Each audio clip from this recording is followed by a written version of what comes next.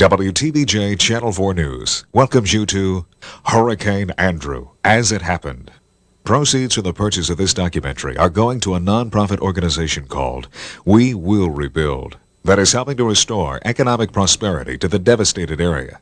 To make an additional tax-deductible donation, please call 1-800-551-1010. We thank you for the contribution you've already made to the victims of Hurricane Andrew.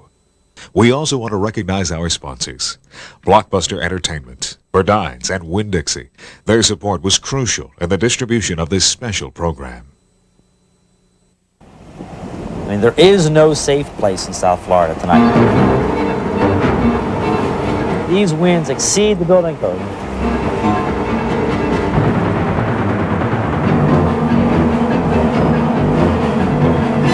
This is literally a painful experience. This sand is hitting us so hard that it feels like BBs hitting your skin. What we come out of our houses to tomorrow afternoon is going to be very frightening. So you just had no idea. I had no idea that this kind of power was possible. It's just, you hear about it, but once you experience it. The wind was whistling a death wish to us, the sound of death.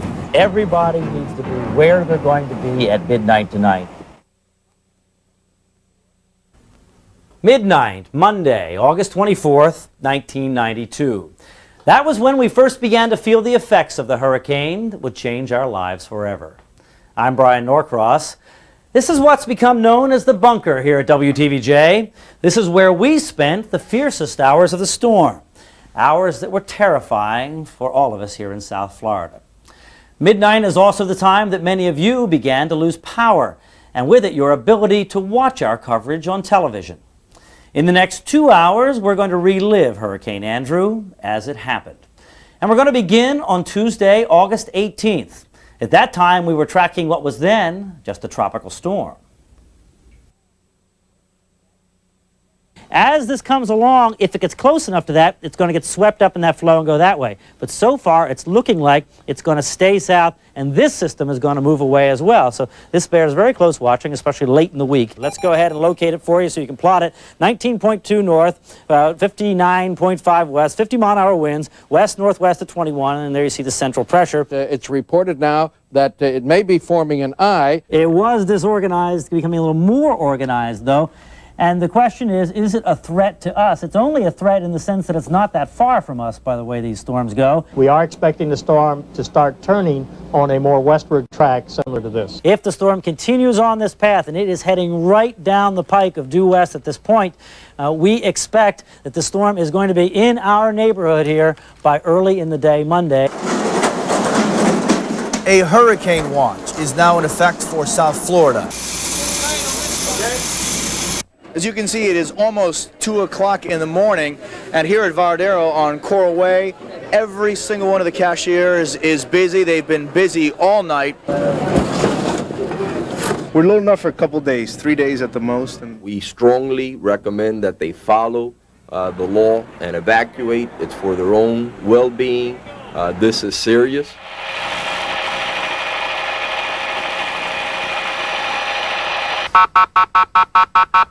Hey, you surfers, everybody out of the pool!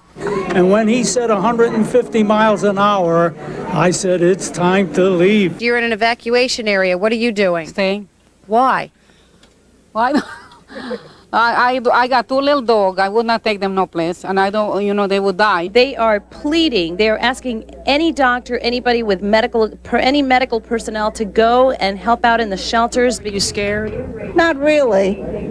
Cool, calm, and collected. At Jackson Memorial Hospital, the hallways are lined with pregnant women. Now, let me say this to you. I don't think this hurricane is going to be as bad as they're drawing out to be. But why take the chance? The process of evacuation for South Florida should be pretty much wrapped up by now. It is just about concluded. We're expecting to have the winds start arriving very, very shortly. It's absolutely for sure. No question about it. It is going to happen tonight.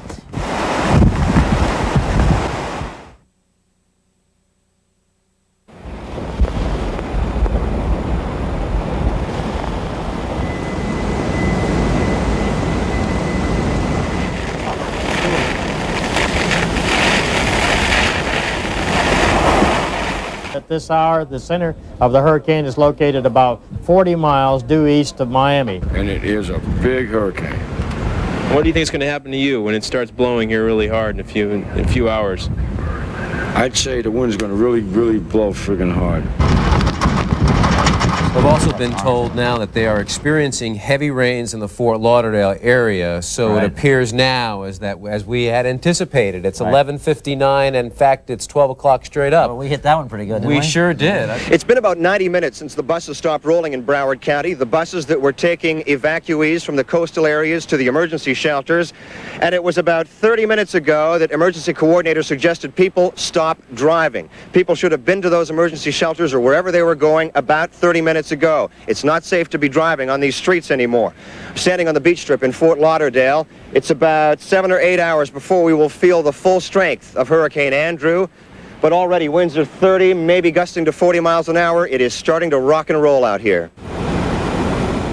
We just came from downtown Miami, where there is a quiet crisis in the making. We're talking about the homeless population under the expressway. Take a look at the tape we shot. There are dozens and dozens of people still camped out in their little cardboard shanties. We have been told 4 county buses will go and pick these people up. The outer bands of the hurricane are now coming across South Florida. All police units have been ordered to return back to base. The ocean has begun to invade the land over here. We are standing right next to where the pavement begins at Highway A1A. Normally the ocean breaks about 40 or 50 yards out there. As you can see, we're getting pelted by the rain. The winds have picked up. I'm having to support myself on this palm tree over here. We're just starting the long period of about 12 to 16 hours where we're going to experience the thrust of this hurricane. All right, do you have any, you want to pin down where this eye is going to come ashore? Well, it looks more and more like maybe even South Dade County. The center will be very close into the Cutler Ridge area, for instance, maybe the Homestead area, but coming right across to South Dade County here. And Brian, I don't know if I can hear the wind. You can hear it. Let's listen to it for a second, because it's definitely an ominous sound. And that's just the beginning.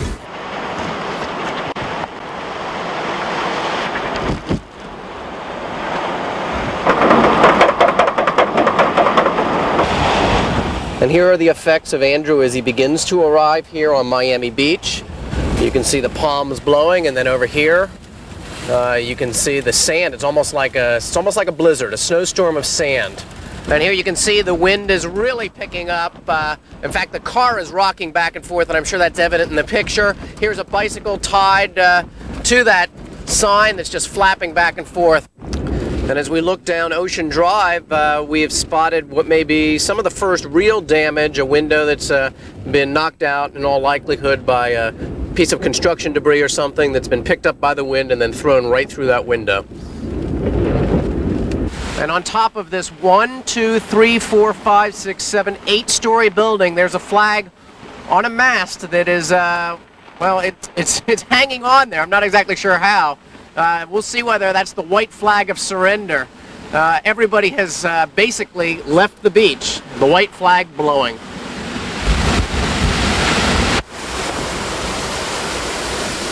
What is it like out there right now, and are you feeling a little concerned for your safety? Not really. It's an old building. It's been through a lot of hurricanes. We've got a wind meter inside, and we got 106 so far miles per hour. We're looking at downtown Miami, and every once in a while there's a brilliant burst of lightning that just fills the sky, and it's sort of an aquamarine lightning that just fills the sky. Well, here you can see the water's just whipping up, the wind is whipping up, the surf is just coming right across the front of our car. We're on the MacArthur Causeway, and the reason we can't get off the MacArthur Causeway is because as we turn over here, let me take the window down. I'll turn it down just for a minute. There you go. There's a tree that's down blocking the road. Just listen to this wind. I'm going to hold the microphone right up to the open window.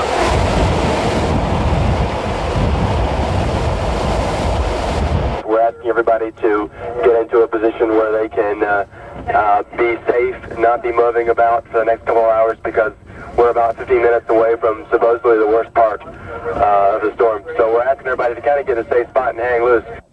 22, live out control. So let's try that. That's right there. I don't know what to do. I don't care. Drive. We may be into something here worse than what we thought. Just keep an eye on us, will you? I see you, man. Let us know what the deal is. This is a strange position to find myself in, but I'm laying on the floor of the car. My head's right up here on the seat. This is the reason I'm sort of sideways. We're underneath Metro Rail. The winds are gusting outside our car up to 165 miles per hour. The car is shaking as if there were 10 people on either fender bouncing it up and down. You can see the camera bouncing here. I've got myself in this position in case some debris were to fly through and maybe hit a window. At least my head will be out of the way. Photographer Steve Schneider on the other side there, you can't see, but he's in somewhat of the same position as me, other than the fact that he's somewhat taller than me. He's 6'5", so he can't get down quite as low. This is the one place, I guess, that if we have any sense of safety, it is here, simply because we are underneath the Metro Rail, right at one of the archways, and the car is just in between. So if anything does blow through here, hopefully it'll hit the cement stilts that are holding this up. Friends, it is going to happen now for Dade County. Now, once the storm goes even further inland, this intense part of the storm is going to go through Coral Gables, and it's going to go through Coconut Grove, and it's going to go inland into the Kendall area, and it's going to be very, very bad all the way west, as far west as this county goes. We have just been told that some people in Dade are beginning to lose power. Whatever dumb luck we had has ended here. The power just went out throughout all of this Hallandale area. That means that...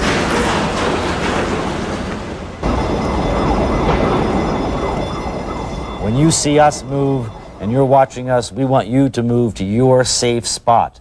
I'll tell you what, maybe, Raphael, you could find a couple batteries here to bring in here as we go in here so that we don't run out of power. Although we're going to, I guess Tony has a mic in here that we can use no matter what happens battery-wise.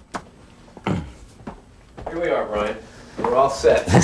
We're all set. I'll tell you what, this is the safest spot, without a doubt, here at the station. The absolutely most intense part of the storm right now is coming ashore at South Miami, Cocoa Plum area, the Gables Estates, Gables by the Sea, all that kind of area, just south of the University of Miami. Do not think that you are in any way safe if you have not hunkered down and got that mattress over you, friends. This is the time to do it. Get to that interior closet, get a mattress over your head, get your family in there, and just wait this thing out. In Kendall? Storm shutters have blown off, trees are down. Fences down. Fences down. The eye is just coming ashore there in Cutler Ridge. We have no Miami radar, so we can forget the Miami radar. It fell off the building. All we can tell people is hang on.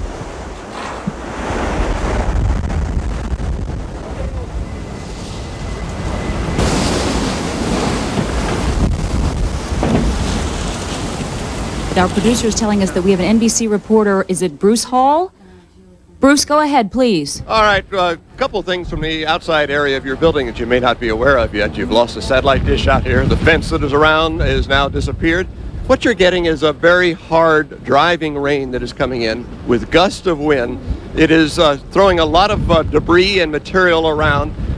To do this, I have to have another fella hold me here because the wind and the gusts just about pick you up, and that is the way it is. I've been through a number of hurricanes in a career with going through these storms, and this is among the third or fourth worst that I've ever been in. That would compare with Camille, Hugo, and Frederick, which went into Mobile in the mid-70s. Bruce Hall, this is Brian Norcross. Can you hear me? Yes, I can. All right, let me tell you that we can tell you with assuredness that here in downtown Miami, we are not in the intense part of this hurricane. The intense part of this hurricane is 10 miles south of us and covering the rest of Dade County to the south. Well, I don't know if you heard the report. We had Dr. Sheets on as they're trying to survive the storm at the Hurricane Center at this point. They had 152 mile-per-hour gusts And here we're estimating we're experiencing something on the order of 80 to 90 mile per hour winds in downtown Miami. So that's the kind of difference we're talking about. And it is a very significant difference. And while you were talking about winds of 80 to 90 miles an hour right here, and you're protected by some buildings occasionally in the downtown area, once you get up to 150, that is a major difference. And we can tell the effects of that as we see the wind and the rain and debris come through the area. And you can tell in certain areas, probably to the south as you indicate, it's got to be a lot more severe than this. Well, I can tell you with absolute assurance, we have people that have died. I mean, I say that just because we know what the weather conditions were like, and anybody there would not have survived along the bayfront in South Miami with those kinds of winds. Gee. I tell you, Bruce, You better get in. if you're out there for our sake, please come on in. You've made your point, and we certainly appreciate it, but we have no further need of your services out there. As Andrew's eye moved across South Dade between 4 and 6:30 that morning, windows shattered and roofs were torn off. Amazingly, even as their homes were coming down around them, people called in to be our eyes and ears and to find out if it would ever end. What are you experiencing out there, Ken? Well, Brian, we've had nothing but continual, relentless wind. We've had no lulls. We've had continuous wind. Right. I'm sure your power is out, right? Yeah, we're watching you on a battery-powered radio. Oh, so battery-powered television? Yes. All right. Obviously, your phone is very, very weak. Okay. So speak up as much as you can. All right, we've been pretty lucky out here. We've only lost one window, but every once in a while we can hear some tiles coming off the top of the roof. We've lost most of our landscaping also. Apparently, a lot of people are calling, just panicking and saying, how are they going to get through the storm? Something you can tell them to just let them know what it's going to be like and what they can expect in the next couple of hours. We understand a woman by the name of Madeline in Kendall is on the phone. Madeline, what's the situation there? Okay, we have a window broke in one of the rooms, and the door is closed, and they're trying to hold the door back because it looks like it's all gonna cave in. All right, that's what you need to do. You need to do everything you can to hold that door in, Madeline, and you all get all your might behind that, because you need to stay in that enclosed room there and not allow that in. Those interior doors are not made to withstand it. What's going on now? No, we're in the bathroom. My father and my brother-in-law are holding the door. All right, well, as many people as you can get on that door, you need to do that, because you are going to experience this intense storm for a good while longer. Okay. So do the best you could do to give them as much help as you can there, because it is not over. It is likely to get worse again, okay? Okay, and how long? We have a long time to go, okay? God. We have hours to go here before this is over. It's going to be very, very difficult, and you're just going to have to decide, we're going to stick this out, and we're going to stick together, and we're going to make it through it, okay? Okay. You know, it's chilling that the things we just sat here and talked about a couple hours ago are happening in almost precise detail. 164 miles per hour is what the winds peaked out at the Hurricane Center. 164 miles per hour. Over there, we have just left the Metro Dade Aviation Center. This is a privately owned building where planes have been turned upside down, torn apart, the wings destroyed on this particular private plane. Many of them just completely out of commission for a long, long time. Hangars destroyed, equipment everywhere. This is total devastation here at Tamiami Airport. By no means are things back to normal.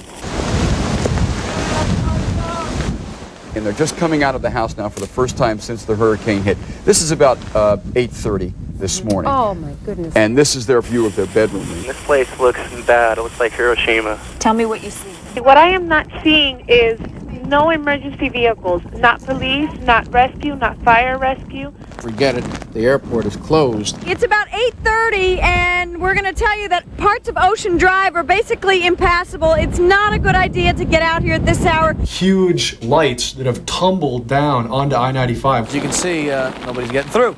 And nobody's going to get through for some time. canceled all elective surgery for tomorrow. There is now a boil water order. There are cables lying all around the streets in South Florida, and you don't know if they're hot. They're telling us at the station that you should not be going in your car to go check on people. The storm is not over, the roads are not cleared, and it's really not safe. We have an update. Okay. Unfortunately, I'm sad to report that the death toll from Hurricane Andrew is now up to 8.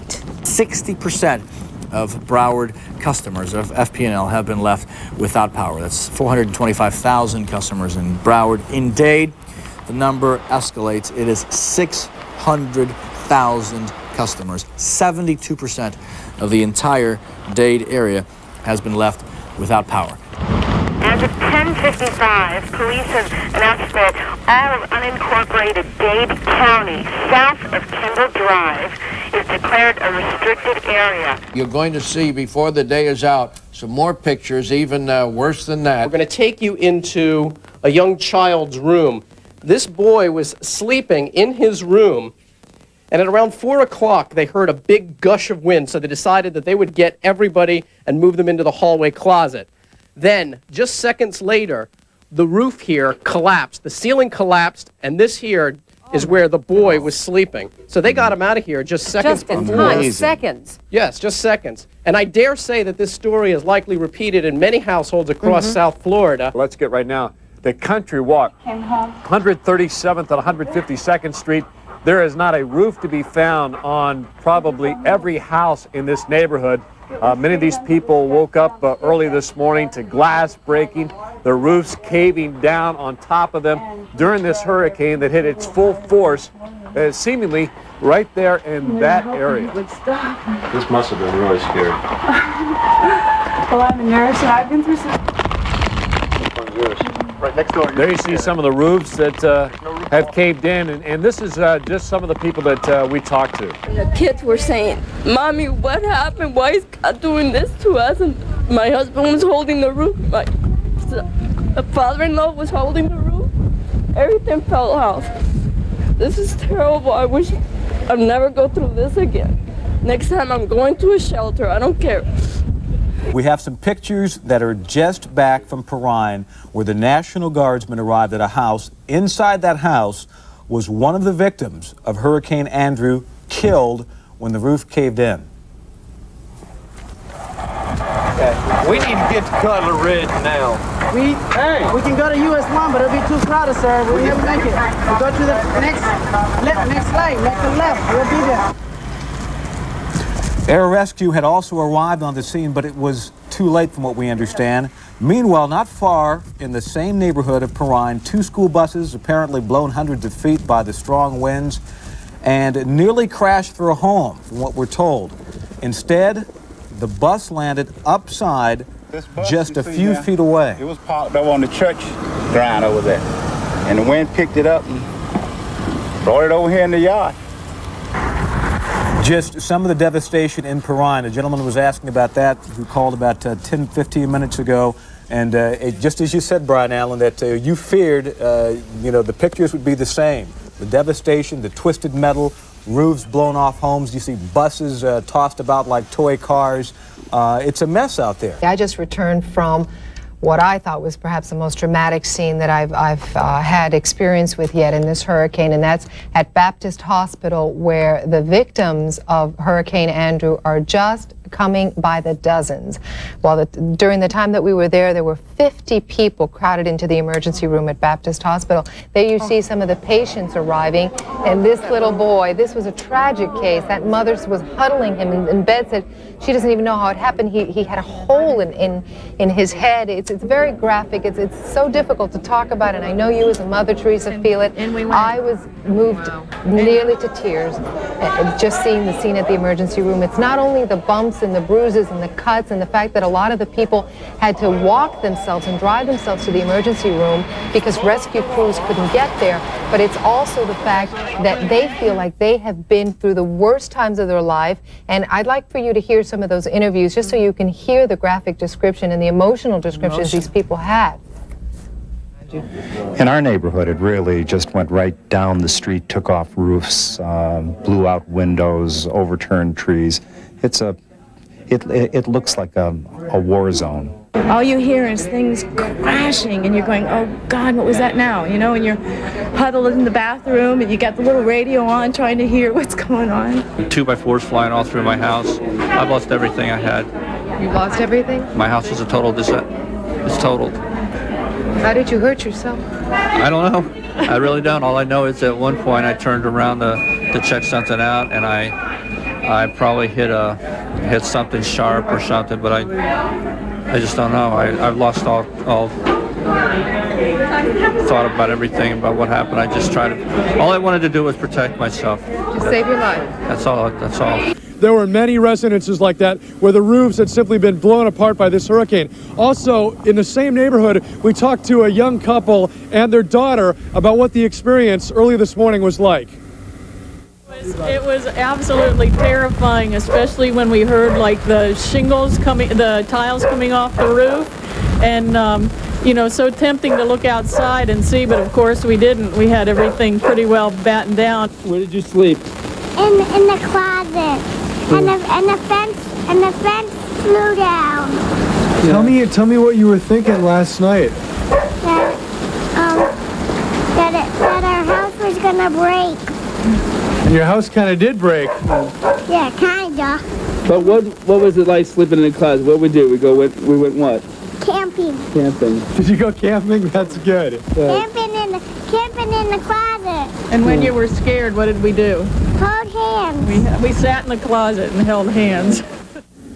Well, they held hands and they went camping in the closet. I guess that's probably for a 4-year-old the best perspective for what a hurricane's like. Fortunately, she and her family did just fine, as did most of the folks in this neighborhood. A lot of damage, but very few injuries and no deaths in this neighborhood that we know of. Once we can get Sky 4 up in the air to really start to focus in, you're really going to be surprised by how much damage there really was. We understand right now we can perhaps get the first look at what's going on up in the air from Sky 4. Rob Pierce, are you with us right now? Yes, I am. We have Buddy McKay on board the helicopter with us. Also, Linda Shelley from she's the head of the Emergency Operations Department. We're going to look to show you some of the devastation down here at the Dayland Trailer Park. You can talk with both Buddy McKay and Linda Shelley and ask them questions. Mr. McKay, I saw the wide shot, the wide view just before our photographer Rob Pierce zoomed in on some of the tops of some of these buildings. What is your initial reaction? When I saw that, I gasped. Well, we've been gasping also. This is incredible. It has just flattened this area. I had seen the other surrounding areas, and clearly there's been a lot of damage, but this can only be described as total devastation. President Bush, as we have made an announcement earlier, is going to be arriving sometime around 5 o'clock this afternoon at Opelika Airport. What is the governor going to tell President Bush? Well, I think all President Bush has got to do is take a look at this. Nobody will have to tell him anything. This is absolute devastation. If they're going to declare any place in America a disaster, it would have to be this one. There are concrete telephone poles lying on the ground, and there's just nothing but little bitty fragments of what used to be mobile homes. Okay, Rob, do us one last favor. Just give us one last look of this area. And is the devastation as far as you can see with your naked eye?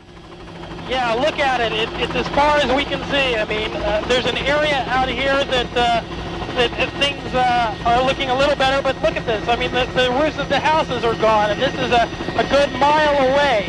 Yes, I'd have to say where you see a house with a roof that's even partly there, it's in pretty good shape. I mean, look at this. I mean, this alone tells you the strength of the storm. It just whipped this house right apart. What about rescue personnel? I mean, do you see emergency vehicles in there, ambulances and the like? Not a lot right here. I'll tell you what, Tom, as I worked my way down to pick up this helicopter, there were a lot of people on the road, needlessly on the road, just to get a look at what's happening. That's slowing down emergency vehicles tremendously because they can't get around. We can't urge enough for you to stay in your homes or stay in the shelter or wherever you're at. Don't go out sightseeing at this point because emergency crews and cleanup crews have got to be able to get around. Sky 4 is over just south of Tampa Airport at 500 feet. Rob, Brian Allen, one quick question for you. As a guesstimate, 90% of structures in that area damaged?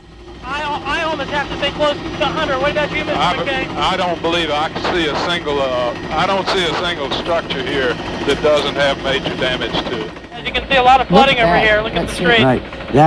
What that is that's not heavy rain, and you can see the sand, see all the dirt up in there. You're absolutely right. That's the ocean that has come in there in this storm surge that came across there. You can see the incredible damage. How many feet would you estimate at this point by looking at some of this? Well, as far as the surge? it seems to me that we have evidently didn't have quite as large a surge over the whole breadth of Brian, look at this. Look at this. A boat in the pool. Ooh. Well, there's a classic shot. Photographer Rob Pierce is in Sky 4 over Miami Beach. I understand they're getting ready to open the MacArthur Causeway, and folks are heading back. And boy, look at that. Wow. Teresa, look at this. Certainly a huge traffic jam. Ooh. As we work our way around and swing around. I can't show you all the way over to the beach, rather over to Miami, but there is a significant traffic jam here on Watson Island, the MacArthur Causeway. People obviously trying to get back. Needless to say, if you can avoid coming into this mess right now, do it. Let me pan over here and show you this other side here. You can see how literally backed up it is on all the bridges, including the Julia Tunnel, which we flew over just a couple minutes ago. Now we're at Homestead Air Force Base. That's right. What used to be Homestead Air Force Base, I'm afraid. Look at this. We're going to work our way around here, and you're going to see some planes here that obviously felt the brunt of it. There's every building here looks to have sustained major damage here, and as we work our way around here, you can see that looks like that was a hangar. Yep. For the fighter jets there. 200 units, we were told last night, were destroyed. Housing units were destroyed at Homestead Air Force Base. I think so. That's what we saw just a moment ago. We're being told that's an F-16, Brian. An F-16. Mm-hmm. Brian, it's like someone dropped a bomb on this area. I just can't even conceive it yet. And this building has just been blown flat. Look at that. Oh my God. Do you know what that building was? Any idea what that building was? It's hard to say. It looks like maybe some type of warehouse structure, large panels, not much. There's some cranes down there. See the cranes? Yeah. Yes. We're right across from Toys R Us. Exactly. Actually, this is the Toys R Us store, and you can see it's pretty hit too. I believe this is a Home Depot of all things. How ironic, a Home Depot. Rob, your impressions. Were you prepared for this much devastation when you went up? Absolutely not. I was up through the storm all night last night in downtown Miami Beach, and I never expected this. You know, we're going to move around over here and look at this. My God, I can't believe this. Lieutenant Governor McKay? Yes. Your gut feeling right now as you're flying over this area, sir? This is just absent a war. I can't believe this kind of thing would happen. People have got to see this and realize the tremendous danger of a hurricane of this magnitude.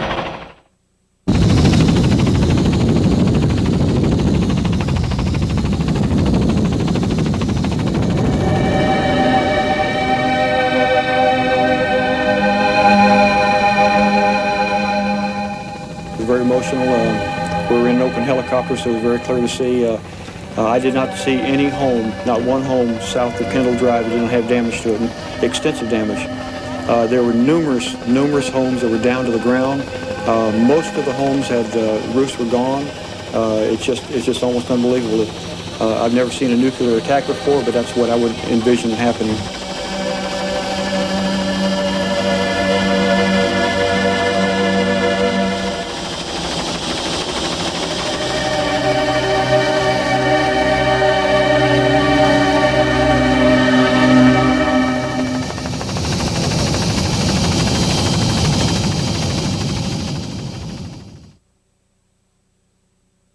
Okay, we've got some video now of Hallandale Beach. We can show you some of the damage there. This is driving down Hallandale Beach. Again, it's the same scenario. The trees down, the street signs down, rain again, traffic lights down, some electrical wires They don't look like they're down. They look like they could be coming down if something fell against them right there. It's about 14th Avenue Northwest, if I saw the sign correctly there. Just some of the damage on the canopies around some of the buildings have been ripped out. Some of the phones have been actually dented around. And some of the stop signs are down on the street, and some of the fish are down on the streets as well. So I think that was more likely from storm surge from anything else. Exactly I'd like to, if we have any more photographers going out like that and they find a fish or something like that, if we could try to get a relationship shot to at least show from the edge of the water as to where they find it. Yeah, that's about, because by the way, we're still waiting for some storm surge information. So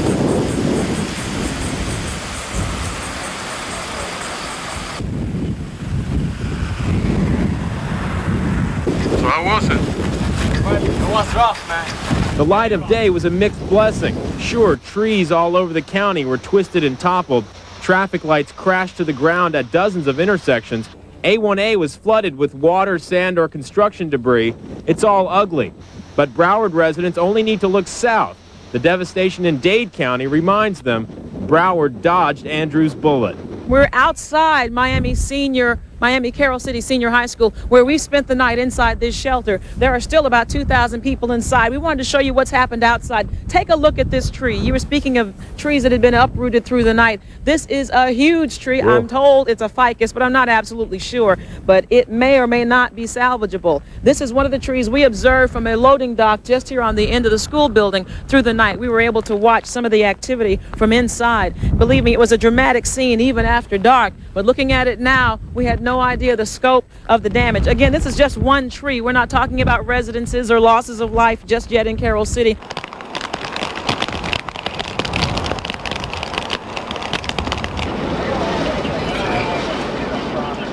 Surprisingly, damage in North Dade was limited to downed power lines and uprooted trees. Residents there say Andrew made an impression on them, too. I looked through the window, but I didn't come out at night. Because I thought I had like a lot of damage on the fence, but it was just like busted open. So I can kind of repair this myself. I got a lot of down power lines right here. Watch those. Then the trees. I had just gotten out of the in-bedroom and moved to an inner bedroom. And then I heard the boom.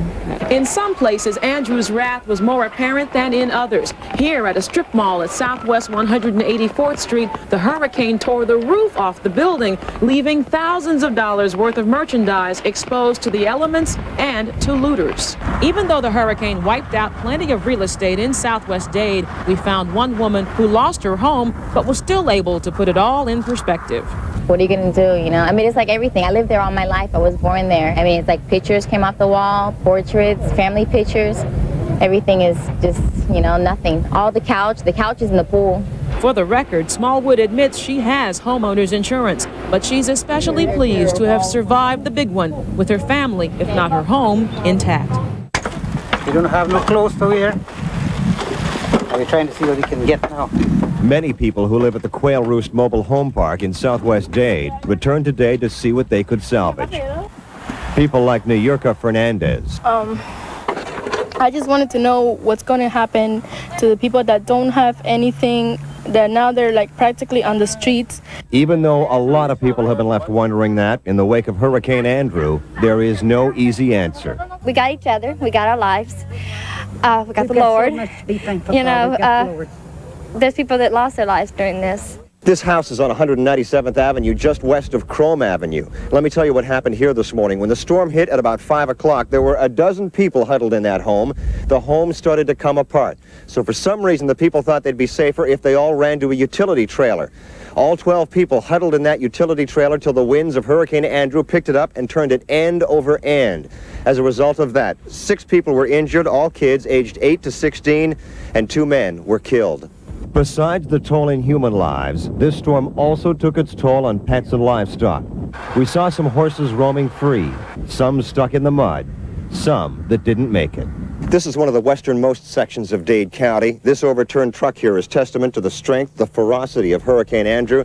Here's another overturned truck here. Behind me are the fields where migrant workers in this area pick beans and strawberries. We've seen a lot of migrant workers who are homeless, who are wandering around. They don't know where to go. Now, in town, they lost power lines, they lost roofs, but out here, they lost entire buildings. Well, it sounded like a freight train coming through here. And in more cases than not, what used to be a building is now a heap of metal and wood. We just had to scuttle into a hole and just grab a hold of the kids. I was even going to tie them down. We didn't even have a chance to tie them down. I'm a skydiver, and I know what it is to do 200 standing on my head. And the winds that were whistling through his house when the back room blew out at 4:30, 5 o'clock this morning, I figured we had 150 miles an hour wind blowing through the house. It will take a while, but the people who own and work the farms and ranches in this area will start over, and they'll never forget the hurricane of '92. It actually just bent the metal bars in from the force of the wind. You know, it just actually bent the metal bar, twisted it like it was a piece of plastic. That's where one of the lights was. It like sucked up through. Está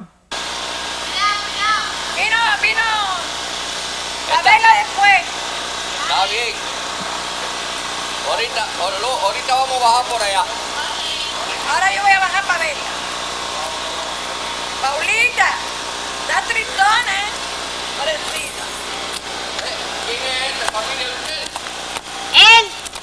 A man was holding his daughter very close to him, and through the window a piece of plywood fell and hit her directly and killed her as the man had her in his arms. It would be terrible if some people had decided not to leave, because I don't see how they could have survived this. It's terrible.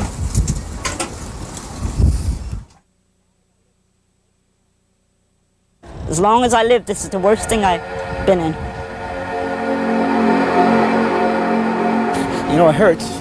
You work for a good house and everything. And one day, you don't have nothing.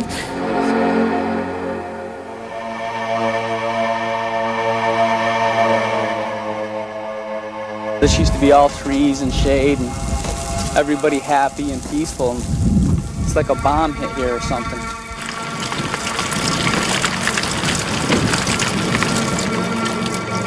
I don't understand how all these people are alive. You know, it just doesn't make any sense that these people didn't get killed. She wanted to run out the door, and I grabbed her and said, baby, you can't go out there because if you do, you won't make it.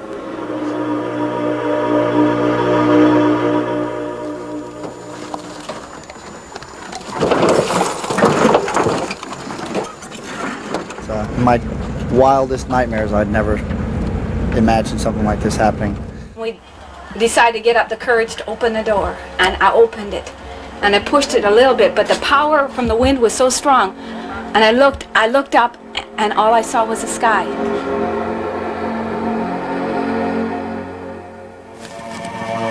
Pictures of the family.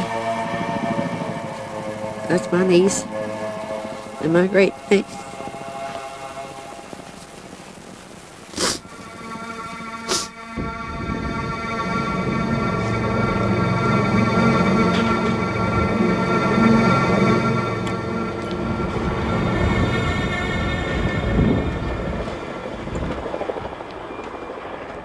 When the storm got bad, about 4 o'clock, I noticed that the glass doors began bending about 3 inches. So I went to the adjoining bathroom, which connects these 2 bedrooms, and opened the door and got in there. Then the wind evidently broke the door. Of course, other glasses were breaking. And I leaned against the door to try to hold the door shut during this tremendous wind. Then I noticed water coming under the door, so I leaned over and took a taste of the water, realized it was the ocean coming in, and I said, hollered to April, we better evacuate this room. So I opened the adjoining door between our bedrooms. By this time, in that short time, the water rose to about 2.5 feet, and she was on the dresser. I was on my dresser. And I climbed up and I said, we better go forward, and we went down the short hallway to the library. The wind was so violent and so noisy. Some people have described it like a DC-7 landing, but it was horrendously noisy. But the walls were going in. The walls went in next to by the fireplace, disintegrated. They say that the closets are the safest place in your house. Forget it in this one. They blew in. All of this as you were moving through the house? Mm-hmm. Yes. And By that time, the water was over 4 feet and climbing rapidly, so I went over to the windows, start breaking out the windows right there to give us some possibility of escape. But the water was coming in and rushing out so fast that doing anything was impossible, and it got to be 6 foot deep, which is a half a foot over my head, but I was climbing on rubble to stand up, and she was on the I've started out on furniture that was floating and trying to keep the furniture away. Elliot had grabbed a life ring that he had in his bathroom for his sailboat, and I had taken a vest off of my dinghy and decided during the storm I'd better get dressed, and I better put the vest on. So the vest held me up, and so I didn't want to leave him right away, needless to say. And one of the things that's very strange is you watch all your furniture going past the window. Outside over here, you saw it washing past? Washing past. How did you feel when you emerged from this house and you saw this scene around you and knew you'd survived? We are alive. Where were you when the roof blew off? We were in the bathroom then. That was after it got really bad. And this is where I spent the worst portion of the storm. And my contact was the radio, and I listened to Brian Norcross, and the information that he gave me was so important. It's very, very important to have that voice to tell us, to guide us through.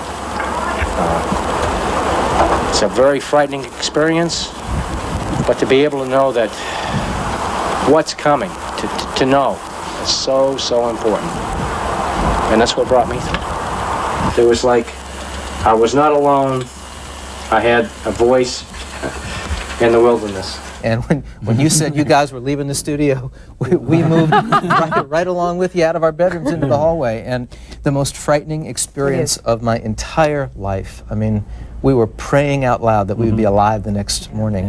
We were hunkered down in the kitchen area back here, trying to wait for the storm to go by, and the front part of it came by and off went the roof. So we whisked out of there and went to the back bedroom, and unfortunately the roof stayed on back there. We went with the mattress overhead and a chest of drawers against the door and held it that way, and that's the way we set the storm out. And we were under debris for 6 hours. So you were actually buried in your house? We were buried under the litter.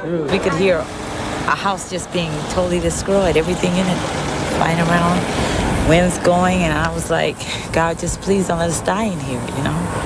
And you didn't? No, we didn't. We made it. Thank God we made it. You're laughing through this. How can you be laughing when something like this? I don't know why.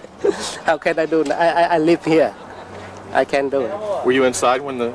No, I left the last the time happened. Right. Yeah. At least you're alive. All my life happened with the house like this, and now no more. I don't know how to do now. You have insurance though, right? Yeah, I have insurance, State Farm insurance. Yeah, I think that he can help me. They can help me. It's terrible. Yeah, it's terrible. Yeah, 100%. Yeah. We can use it.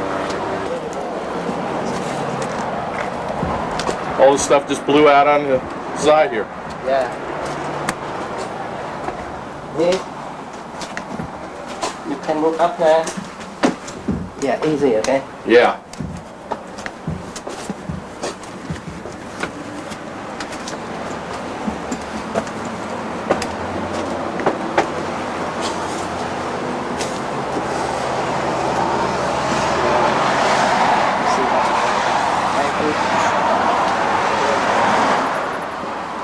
Put everything into this. All your life savings, right? Yeah, all my life savings. Put everything, every money in the house. Everything. Now everything broken. You want to see where we were when all this happened? Yeah, I sure would. Well, about 3 o'clock, my daughter and I heard the front doors flash open. So we came down here and tried to shut them back. And as we were holding the doors, these two side windows burst in. Then we went into, there's a closet down here. Yeah. Watch all the glass. This used to be a nice house. My 3 children and I, we stayed in this closet here underneath the stairs. That was our refuge. That was it right there? That was it right there. We couldn't go to the garage because our garage door flew off and the side door to the garage also flew off. So that was our only refuge in this house. That had to be absolutely frightening to be in there. That was beyond frightening. That was a supernatural experience that scared us beyond explanation. The upstairs is demolished. We can't even get upstairs. I can't get out because my car keys are lost someplace upstairs, and you can't navigate through to go look for anything. How about your kids? My kids? You talking to them? They're petrified. They prayed a lot. They're petrified right now. They're really not talking because they don't really know what we're going to do. Just waiting for Mommy to come up with some solutions, which she doesn't have right now. This is it.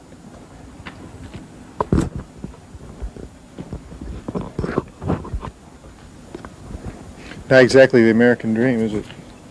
Well, it's the American dream destroyed, which is even more of a letdown, to have the dream and then to lose it. Be better not to have had it already.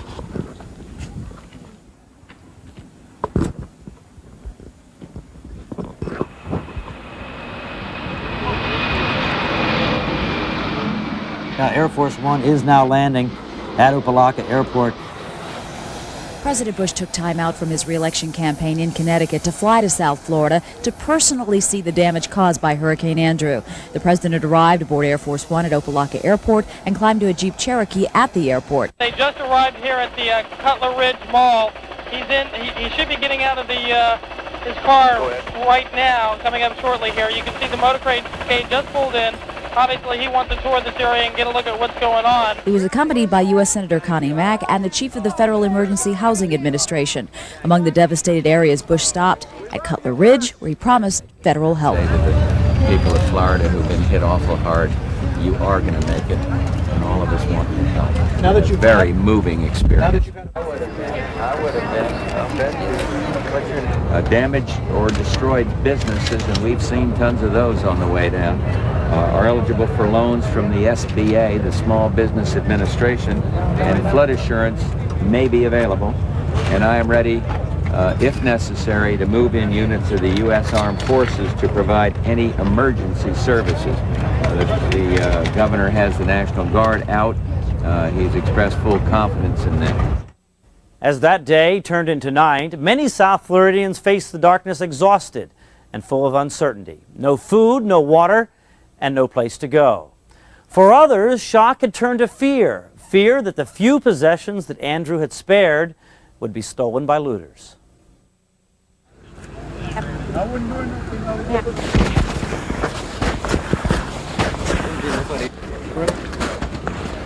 This is certainly where the worst of the destruction is, here in Cutler Ridge in South Dade County. Behind me you can see a Specs record store which is completely demolished by this storm. Over here is a Holiday Inn that, as you guys have been saying, looks like it's been air bombed. That was Governor Child's words. Looks like a war zone. In fact, it is a war zone here. You've got the National Guard, some 1,000 troops here in South Florida. And they're here for a reason. Let me show you for just a moment, and I'll just wait to tell you what this is. It's a confrontation between a suspected looter and the National Guard. Stop fighting. Stay down, man. Take the gun. Get the gun out of here. Get the gun away. Stay down. Hey, hey, hey. Hey, don't give me. Give me the gun.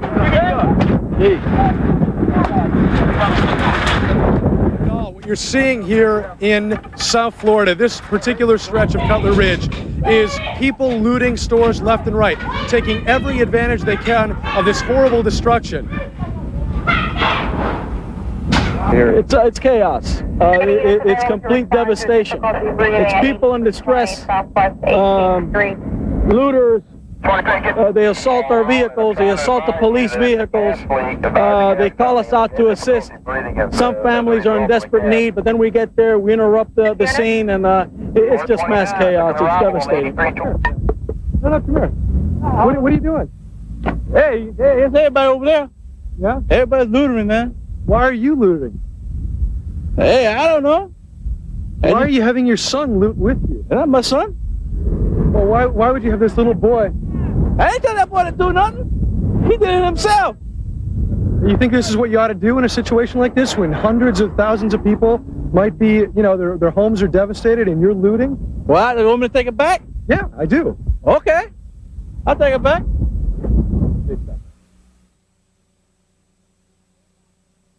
A curfew is hereby immediately in effect to last until rescinded by further order from 7 p.m. to 7 a.m. for the entire area of Dade County, Florida. The curfew goes into effect. What are your orders?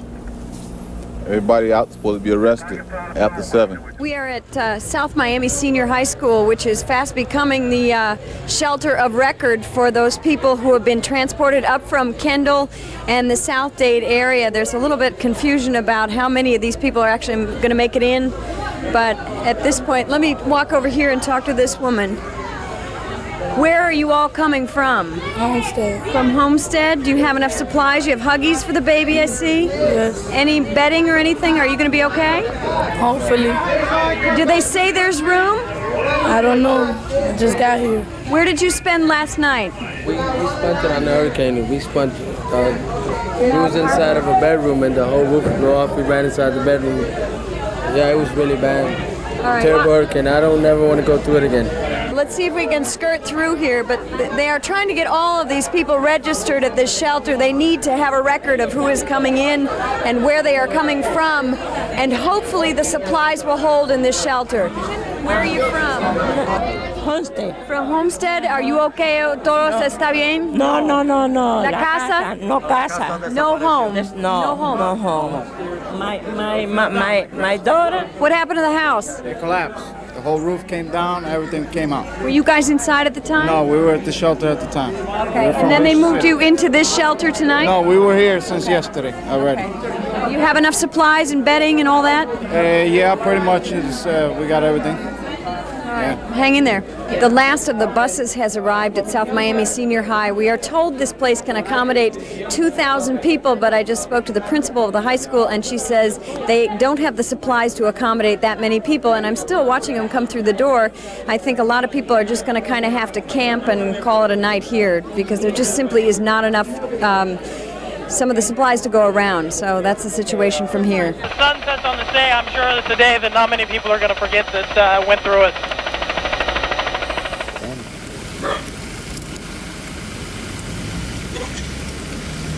Must have been right behind us.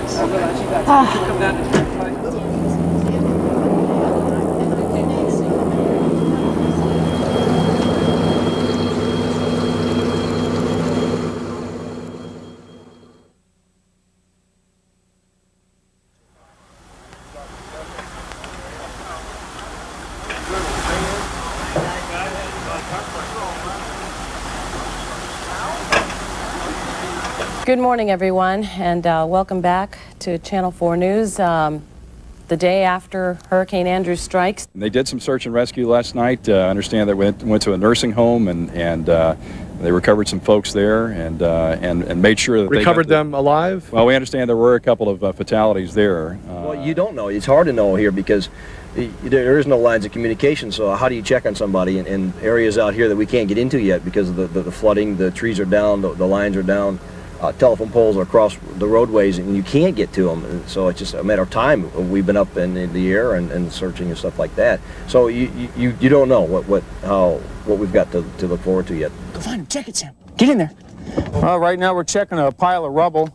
It looks like it was probably either a bathroom or maybe part of a kitchen, which is an area that a person may have been in when this occurred, and waiting for the dog to give me an alert and to show that she smells the scent of a human, or a lot of times it's the scent of some clothes that were freshly worn. Check. Good girl. Check. As every minute goes by, if there's somebody that's trapped and somebody that's injured, their health's going to possibly get worse. So we're trying to use every possible minute and second that we've got to try to locate somebody that's injured and take them out and help them. Sam, check it out. Good girl. Easy. easy. No, down. 12 confirmed deaths now just reported here at the Emergency Operations Center through Metro-Dade Police. 12 people dead now as a result of Hurricane Andrew. For those in the path of Andrew's most intense destruction, life had been reduced to the most primitive of conditions.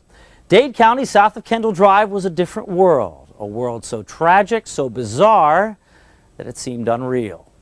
It was a world that brought out the best and the worst in people. It was a world that hovered on the edge of anarchy, and where heroes walked every street.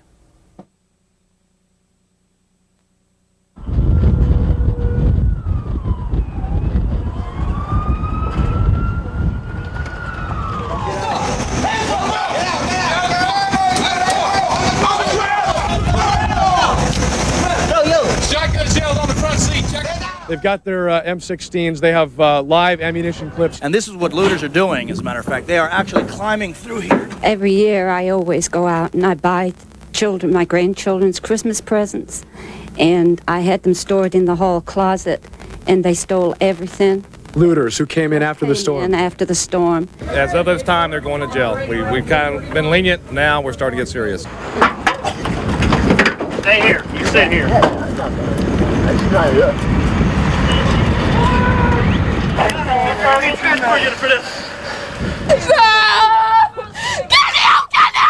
Why are you looting? None of your business. I don't feel sorry for you because I don't have food at my house either. I don't have water. I don't have a roof. I don't even have a car. All looters will be shot on sightings. And that's a real gun in your hand? Yeah. It's a real shotgun? This is real bullets. We're with Channel 4. Okay. We wouldn't be sneaking in with a camera that size, trust me. You don't sneak in on anybody with a camera that size. I'm okay, honey. What's your name, sir? You live here, obviously. Obviously. Yeah, I don't blame you for wanting to keep an eye out. Have you noticed any looters? Has it been yes, like that? yes.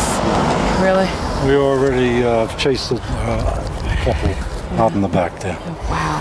And some try to enter the front, and We've got a couple of people stationed all through the park. So when you hear people talk about this being like a war zone, it truly does look like a war zone in more ways than one. It's not just the physical destruction, it's what the people here are going through as well. These people are totally shell-shocked. Let's take a look at what we saw earlier today. We're in an area of Homestead called the Redlands. This used to be an avocado grove. As you can see, the destruction here is total. The trees are all gone. The houses are barely livable shells of what they once were. And to make matters worse, Hurricane Andrew seems to have blown away the glue that holds civilization together. Homestead has become something like the Wild West. Everybody has packed a weapon around here. It's for extra safety. There's a lot of looters driving by. And scavengers? Scavengers. Yeah. People that haven't even lost their houses. They're coming by from as far north as Broward, and it seems like they just want to steal for some reason. So that's why you have a gun here? Yeah, I'm scared. I'm scared. I don't want to shoot anybody, but if we're going to defend ourselves. So you feel like this is the wild frontier? It's back in the 1800s. I feel like this is the planet of the apes. So you walk around with this all the time? Oh, I have. You show it to us? We had a friend of ours out here a couple miles north of us tell us they were robbed at gunpoint. They took all their supplies, gas, generator. What's happened to law and order out here? I don't know. I'm scared. I really am. I'm used to having a big fence around my yard with my dogs. My dogs are sleeping in the house with us. It's real scary. This is the most terrorizing thing I've ever been through in my life as far as the hurricane itself, and then to worry about people coming into your property and having to fend for your life and your things. It's not right, and I don't understand where people think that they can come in and have no respect for other people's property or rights. These people are desperately trying to maintain a grip on the past, because the past means a normal, civilized life. The present means only destruction and fear. And we prayed, and we said, dear God, help us. Give us life, no more. Just give us life. Let us live, and let us be alive after this. In 1989, I left St. Croix, where I was born, the day before Hugo. And 3 years later, Andrew almost killed me. Yeah, I sleep with the gun right there. Flak jacket, some extra clips inside. And this is just for protection? You're that scared? Yeah, I'm scared. I got a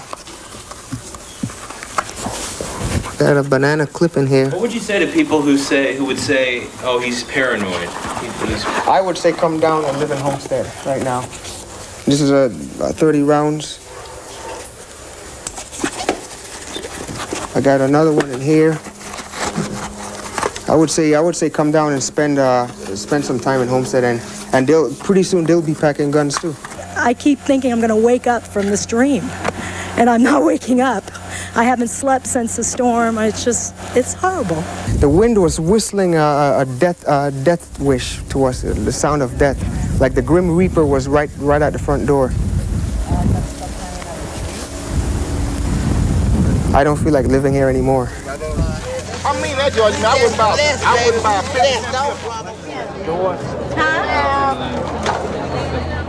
What happened to your home during the storm? Everything was gone, especially mine and the baby's room was all gone. We lost all our clothing. We have no shoes. We have nothing. Everything left. How's your son dealing with the situation? He's not doing very good. He cries constantly at night and the screaming. You know, at nighttime he gets very scared and he asks us to close the door.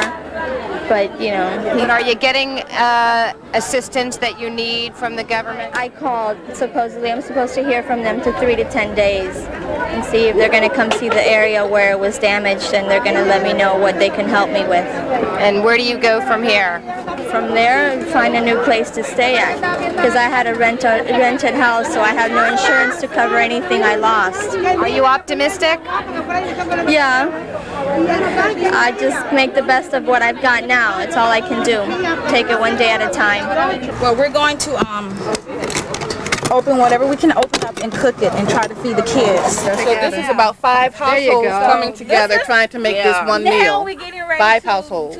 A lot of people are waiting to get back in Key Biscayne. The word from officials is that residents will be able to get back in sometime later today. We want to go home. Yes, we want to go home. We came yesterday and one of the policemen told us, they said, if you want to be independent, this is what you get. We can't bathe.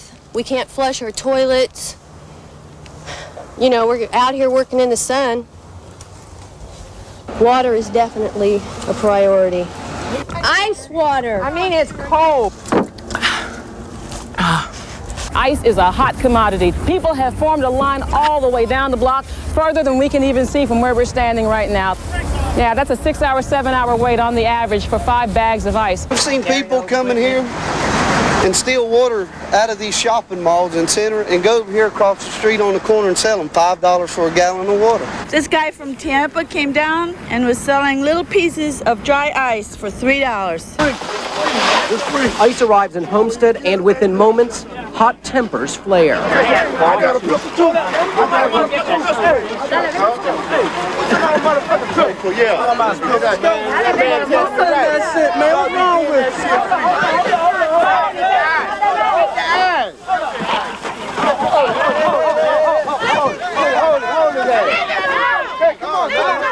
When these vehicles do arrive in your area, please don't mob them. Please act in an orderly fashion, or else they won't let us bring you anything else. Stop. Hey, hold on. Hey, get out. Out. I don't know how they want to work this yet. I don't know. Brothers and sisters, please. Can't get no more. Please hear my earnest plea. We are in a mess that we didn't create. And you are in a situation where you are facing the possibility of drowning. Don't open your mouth and close your eyes. Do the opposite. Close your mouth, open your eyes, and keep kicking. We must not, in our anguish, turn on each other.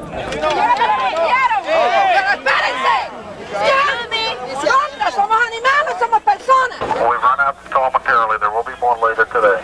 We need you to come back later, please. This is a real tough way to try and live. You got people scavenging, just literally scavenging. I'm sure they're happy to have all of this stuff, but you know, here in the midst of all of this, you've got kids scavenging for toys.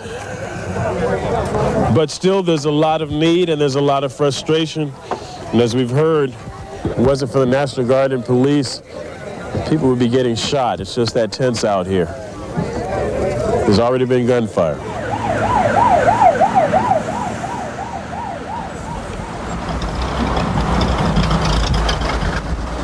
Traffic is a nightmare heading into Dade County. Heavy delays on the Palmetto Expressway. It's already slow around the big curve, and it continues slow down to 103 Street. Some intersections have signal lights, some of them don't, some of them have stop signs, some of them don't.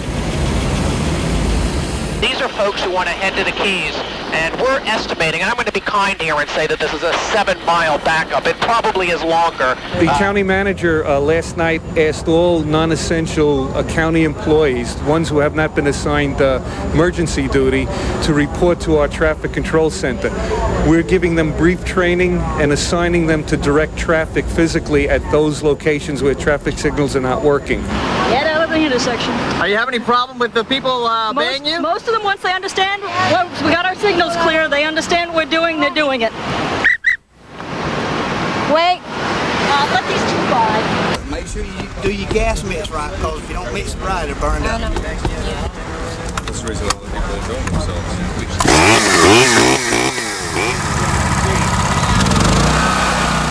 There are some people that are kicking us while we're down. By that I mean that they're charging way too much for the product or the service. We're selling generators, chainsaws, gas, and oil. Are people being fair out here, or are they gouging the public? They were gouging the public.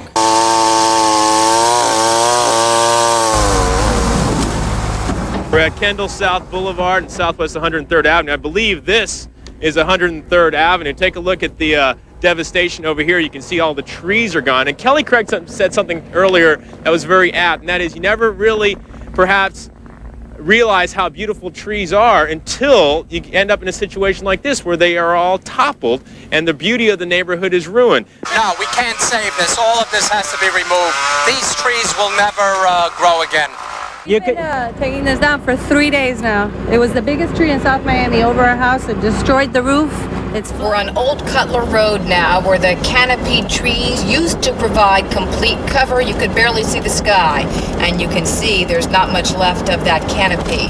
Some people we've spoken to suggest it could take 10-15 years for these trees to grow back the way they once were. These trees were in this grove for 15 years. It was a producing grove, good grove, made good quality fruit, and made a lot of jobs for people. When the trees blew out of the ground, they broke the irrigation system up and took everything out of here. This grove is 100% lost now. It's a piece of bare land, and that's it. There's nothing else left. Tell me what this means, pal, for, I presume, there's fruit that can be had elsewhere, not maybe of the same quality as you grow here in South Florida. But what about the jobs? You've got packers, you've got laborers, you've got people like yourself who run the packing houses. How serious is this? The lime industry sustained a loss of over 4,000 acres. In the night of the hurricane. 4,000 acres is about 7 square miles. If you wanted to put that in terms of wages for people, there was a $10 million harvesting payroll lost that night that will not be here this year. And if you replant the trees this year, that $10 million payroll for harvesting won't be here. It will start earliest 4 years from now. We supplied 40% of the U.S. market in limes. We're out. The windfall goes to Mexico. And the consumers are out too, right? Well, the prices today are 3 times what they were 2 weeks ago. Tell me about your plant, because we looked at your packing house, and that sustained a lot of damage as well. It's like most of what I see in the residences in the area that I drive around here. If it was concrete block structure, it's still there. If it was steel or in some cases wood, it peeled away. We think what we have looks worse than it really is, and we're going to be in decent shape. We're a lot luckier than others. Bottom line, for the lime groves, for the avocado growers, for the agriculture industry in South Dade County, it's in pretty bad shape as a result of this storm? There are 3 parts of the agricultural industry. We've got nurseries, we've got fruit trees, and we've got vegetables. Except for a few tropical vegetables, nobody had any vegetables in the ground. That's a wintertime crop. They'll start planting next month. Nurseries are absolutely devastated. Groves have been hammered down for avocados, no real crop for 2 years. Mangoes, no real crop for 2 years.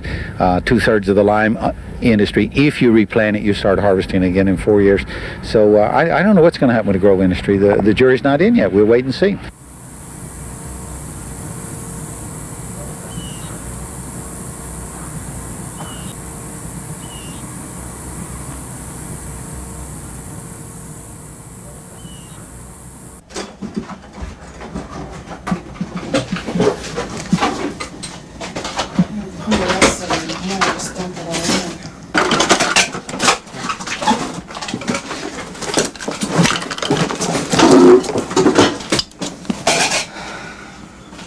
Okay.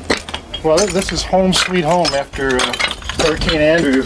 And a lot of this stuff is, like the old stereo, the old black and white TV, and some cast-off kind of things I just brought down here to kind of get started.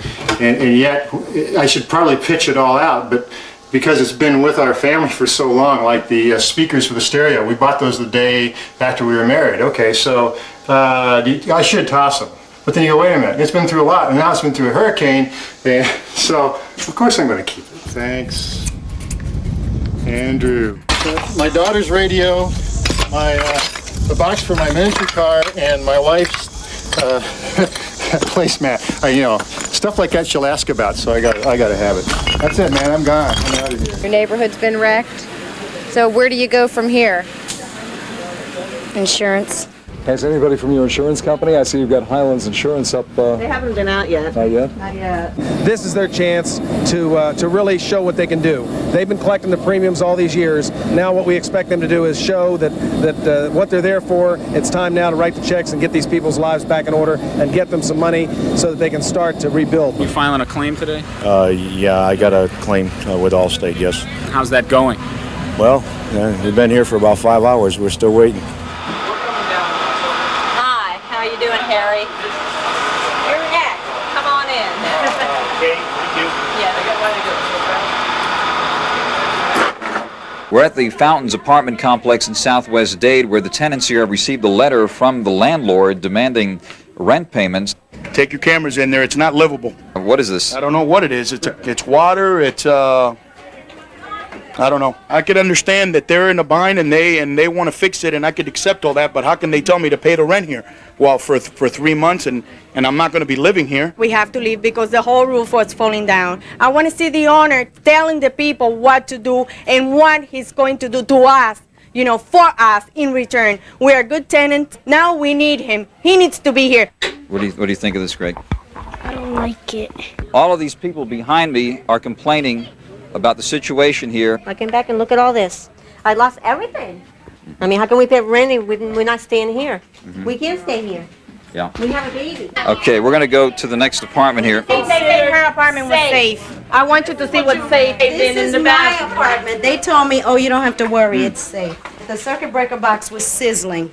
We had to turn off all the circuits. Water is coming down. You see, my neighbors above have no roof. I got a letter. They wanted me to pay rent. I'm not paying them $1. Not $1. I cannot believe that they're going to make me pay the rent in an apartment that looks like this. It can't happen. As you can see, there are a lot of angry people out here. What's burning me up is that there's no compassion. I mean, we're all trying collectively to do something together. But what is he doing? They're collecting rent. They haven't been by once. They haven't been by. They closed the office. They refuse to talk to us, yet they're trying to collect our rent. I can't live here. I have to go, and I don't have no furniture. I have nothing. So you're appealing to the landlord to do something about this horrible situation? Well, I mean, I'm not paying the rent. I already talked to attorneys. I talked to people. How can I pay the rent for something that's over there that's destroyed? The manager has just come here to check out the place. I'm very upset with the people here because they took no precaution 24 hours before the hurricane. There's been no cooperation with residents towards a neighbor or anyone. Where were you guys before? Not now. Okay, where were you guys before when we needed you? Where were you? As you see, we have people out here working. But what's happening right now, people are frustrated. They don't have renter's insurance. And what happens is that, they didn't take precaution. And I went and talked to her, and she said if I don't pay my rent by September 5th, I'm going to get in trouble. Oh, no. Oh, no. The hospital, set up at Homestead Middle School, looks like a scene out of MASH. Doctors, nurses, and other volunteers attending the injured, amidst what one physician described as organized chaos. We're dealing a lot with the heat stress and cardiac arrest problems, people that are suffering from heat fatigue. So they're just dying now after all of this? Yes, ma'am. We've had probably 3 or 4 yesterday, and we've had a couple today so far, just in the city of Homestead. I think it's a terrible mess. And everything else. No insurance. No insurance. My car is devastated. But I'm not the only one. There's quite a few people that are going through the same thing. Look all around. It's a very lost feeling.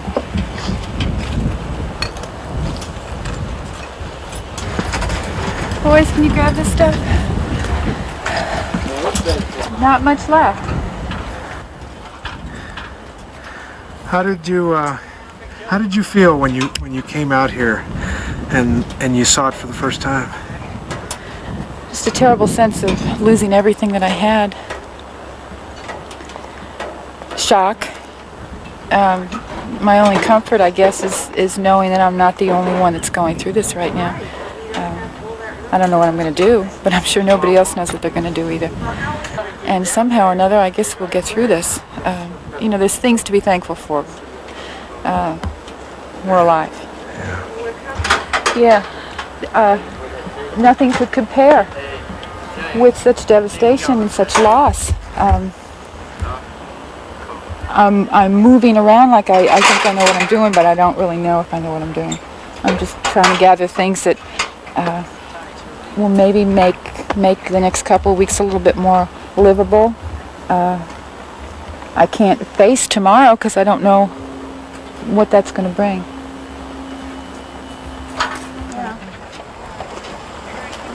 I just could not believe, I knew that there was going to be windows out and I knew there was going to be roof damage, but I never thought that I would see just a flattened. Well, they said that there were some tornadoes afterwards. Oh, that's where you're going, Port St. Lucie? Yeah, we don't have anywhere else to go. Neither one of us had insurance on the mobile homes.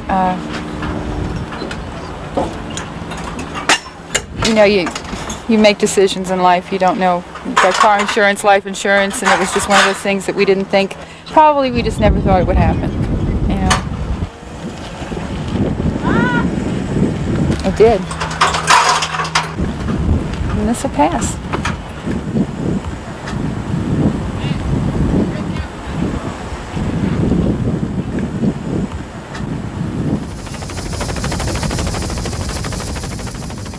I have a 24-foot sailboat that I left on a mooring off Dinner Key, and I went out yesterday morning and it wasn't there, so I'm trying to find out where it went. I'm hoping it's up on somebody's lawn. To show you the power of the ocean, the rising ocean during a storm, all you have to do is look at the backyard of this house on Old Cutler Road, and you see the Seaward Explorer.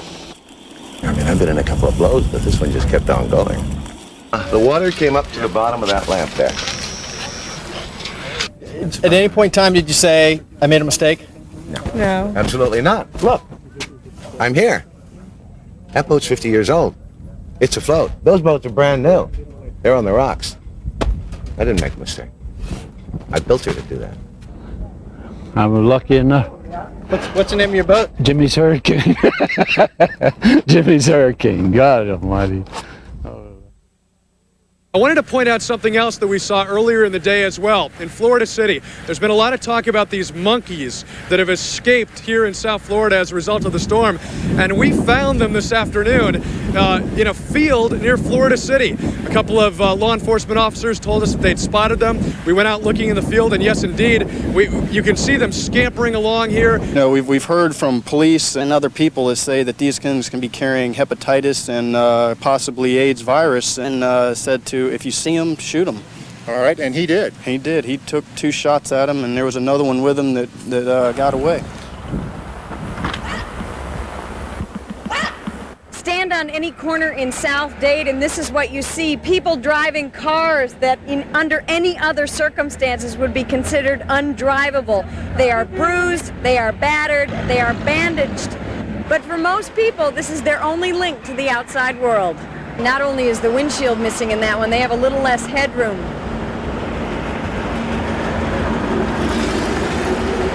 No back window either. The front end of that thing, that must have taken a tree. A convertible, no top, no front, not much left of that one. Look at this landscaping truck. Clearly something ended up on top of it during the storm. The guy barely has a windshield, though he still has a smile on his face. And the camper that he's carrying behind that thing obviously spent most of the storm on its side. That's a working vehicle. This blue van is now home away from home for Angelo Packard and his family. They've called this home since Andrew blew through town. This is now the dining room? Yeah, this is the dining room, the living room, breakfast room, the sitting room. This is the whole thing right here. You guys have actually been sleeping inside of here? Yeah, every other night we sleep in here, yeah. What's your apartment like? Total mess? Ooh, our apartment is total. You stand in our living room, bedroom, and look through everybody else's bedroom. Angelo and Sandra have an opportunity to relocate to an apartment in Pompano Beach, but that takes them away from family, from a son, from their jobs, and it's not something they're willing to do. So at this point, they'll stay in that van. Tell Jesse Jackson to come back and help us keep hope alive.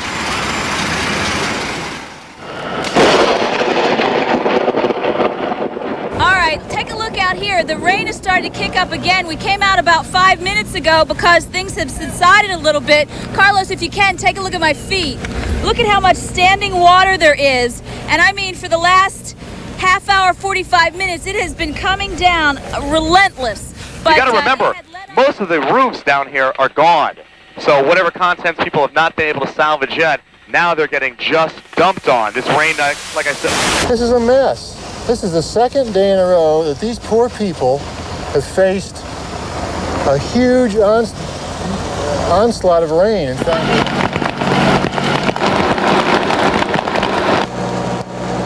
we do have a report of a man struck by lightning this afternoon. These pictures are just in. This happened at Chrome and Southwest 177th Street. We need medical supplies, we need water, we need non-perishable items, and a lot of prayers.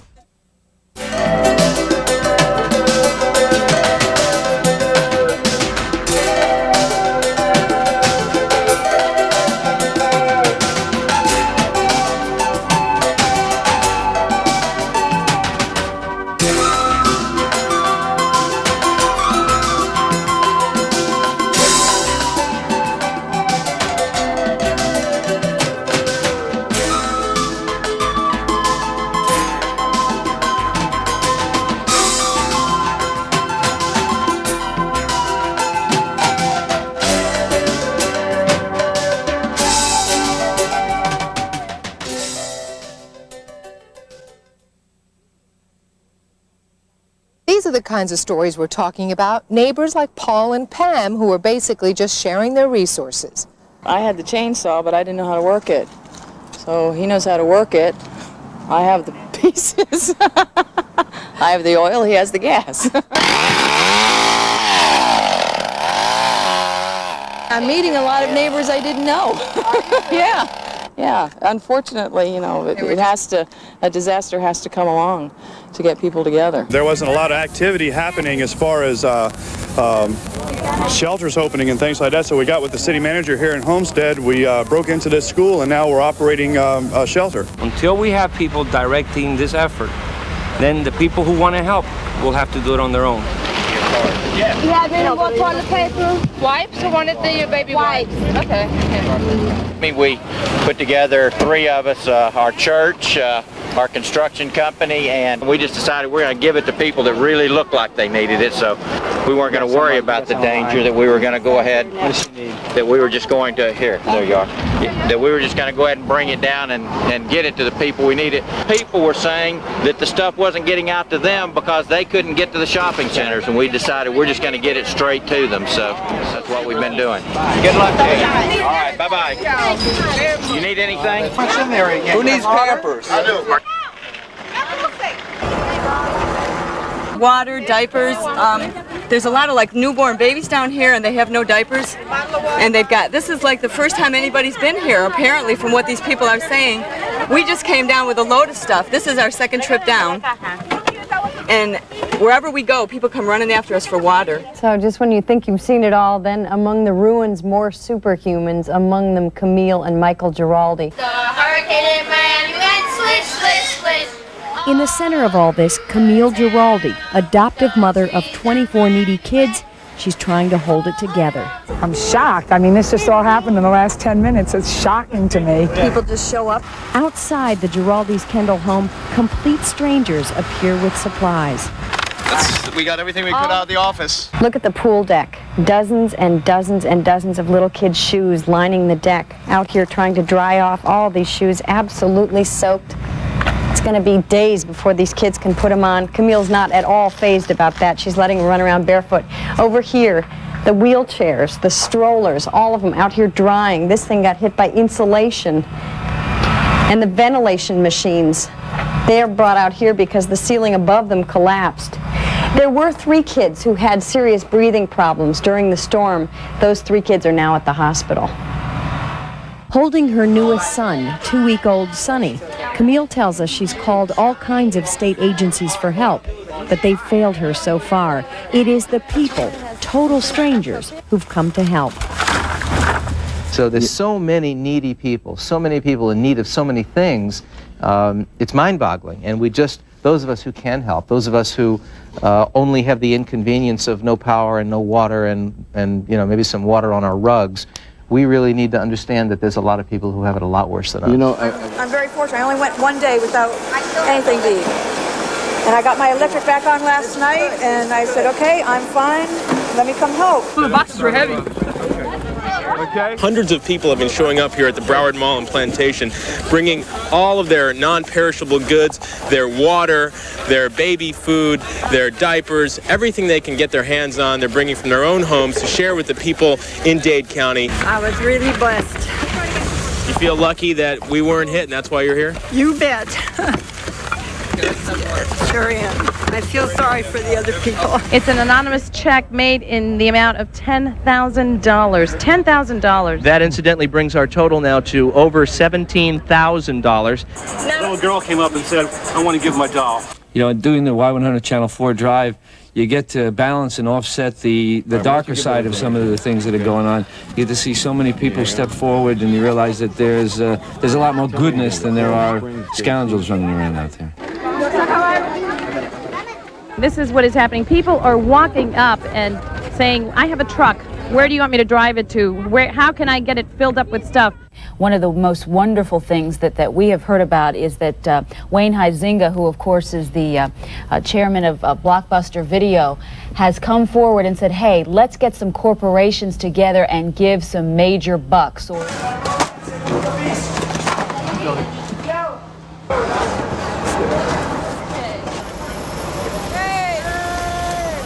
just was passing by looking for ice, and we just saw people out here, so we stopped. And nobody knows where this stuff came from? No. It just appeared in this field. Yes. It's kind of strange, isn't it? Yes, it is, but thank God. Thank God.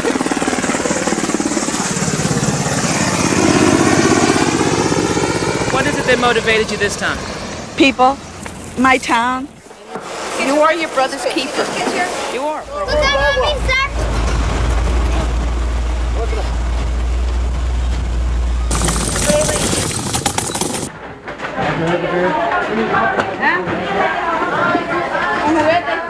We are in Miramar near North Perry Airport. The airplane went down over here. Follow me. We're on top of a roof. The police won't let us get any closer. You can see the plane over there sticking out of that roof over there. It damaged 2 houses as it came down. Now we understand there is one person still inside the plane. That person is dead. There were 3 men in the plane altogether. One of those people is Joe Sagacki, the WIOD sports personality. Wow. Obviously Hurricane Andrew is still wreaking havoc on South Florida. Indirectly, at least. These people were on their way to Homestead. It was a relief flight. We had organized a relief effort to bring food down to the migrant farm workers in far southwest Dade, and we had loaded up the planes, and I took off first, and then I got down to Homestead, and his plane didn't show up. The 2 deaths in the volunteer airlift brutally demonstrated what we've been gradually realizing for 3 days now. That although the volunteer relief effort was incredible, it simply was not going to be enough. I can tell you that you won't be left to pick up the pieces by yourselves. There's nowhere to go. Because they're going to raid our place when we got left. And we got nobody to help us board up everything. They told you to go to City Hall? Yeah, so we're gonna go try to get some answers from there. We're doing it for our kids, you know, because we can't let them go hungry. The only thing I got is what I got on my back, and I brought a blanket and a pillow and my medication, thank goodness. So that's all I got. Some of us have been here since 8 o'clock this morning trying to get the food out to these people. It's been red tape, it's been this, it's been that. And let me tell you, hurricanes don't follow rules. We had a guy come up a little while ago who was really upset, who said, hey, sundown's coming. I live over in a residence just down the street, and why don't they come over and protect my house? Right now, we're working with limited assets. Had a little bit of difficulty getting guardsmen into the area. Where are they to help us, the Americans, that pay the taxes, that do the things, that follow the rules, that help everybody else in the world? Where are they when we need the help? We're in the day 3 of the hurricane. If you're so dadgum smart about how to do this thing, you better come down here and do it. Are you frustrated, Governor? I'm frustrated when people say, why haven't you fixed this? Right, but I mean, you have to. The Army can build a city in the day, I hear. The Army took care of the whole Persian Gulf in 3 days. How long did it take the Army to plan for that before they went in there? I've seen more dadgum work done in a shorter period of time than I've ever seen in my life, and the naysayers are out there, you know, griping and saying that you should have done it a different way. Come help us. Do it a different way. I need help.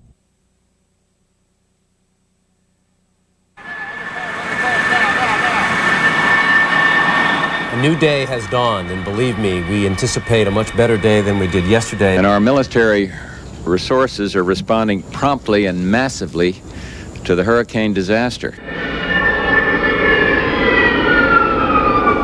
She is on the ground. We now have soldiers with mobile kitchen trailers at Homestead Air Force Base.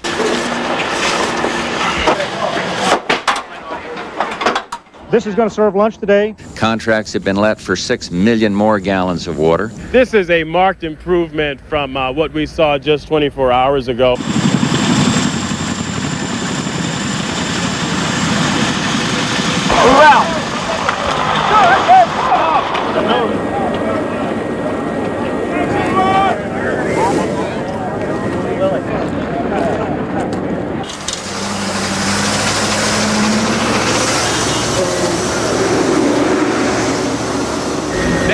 That it's taking off from, the Sylvania, is sometimes called the world's largest floating refrigerator. It's a huge food cabinet. 4 of these helicopters are flying non-stop, 8 in the morning to dusk, coming over here, picking up loads like that you see there, and then heading over to the Army field kitchen. The National Guard chopper takes off with a full load, everything from water to wheelchairs. The crew of the 199th Med Company is trying to go beyond the obvious devastation in South Dade to the areas where the roads are impassable, the conditions impossible. They set down on 202nd Avenue, and no sooner the helo is surrounded by hungry, scared people, many still wearing that look of having lived through hell. Just terror, pure terror. Everybody was freaking out. It was hard to keep calm, and you know, when windows flying and furniture and everything going all over the place and your roof's off your head, try to lay down in a bathtub and behind doors and anything you can do to get out from being blown away. The supplies are being stocked at the Roach's house. It is from here as many as 30 families will get their help. They need so much more. They need milk for the kids. If you can bring any ice, you know. Ice. We have some ice on board. Okay. Plastic for plastics. As we snake our way over the concrete chunks that were once support beams, neighbors talk about coming too close to death. They hid right over there, like where the kitchen was, and the house has collapsed around, they say around a half hour after the storm started hitting hard. That was around 4:20, 4:30 in the morning. So they actually stuck it Yeah, out in the they middle stuck of it this? out there. It was crazy. They thought the house was safe like everybody else, you know. Everybody else out here thought their houses were all right. Say thank you. You're welcome. The little kids get candy, though they really need sunscreen. This particular group from the National Guard has 25 aircraft doing the same thing, searching, circling, supplying from sunup to sundown. Each time they land, still more needy people. But what your number one need out here right now? Tents, and cots, and visqueen. What about the rains? Did you guys get clobbered with rains last night? That's why we need the visqueen, because the visqueen protects all the merchandise that we're getting. If we get a lot of stuff and then it rains on it, it's going to damage it. These people in the eastern Everglades are energized by these supplies, but they still worry about the neighbors they've not yet heard from, a mother and her 2 sons down the road. They also worry about those who insist on staying in broken homes. It's a family with 2 little kids. One is sick.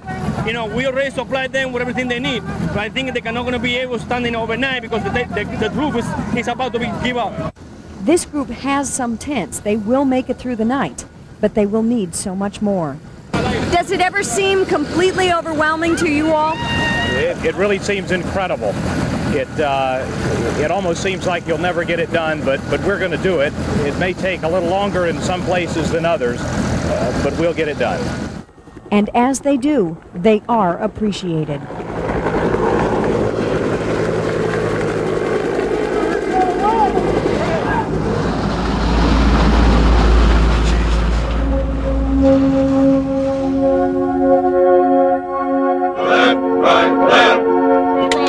Feels good seeing all these people come through and really helping out the people. They have no food and their homes are all busted down, and just glad to help them out down here. One more, I think it's going to be about all.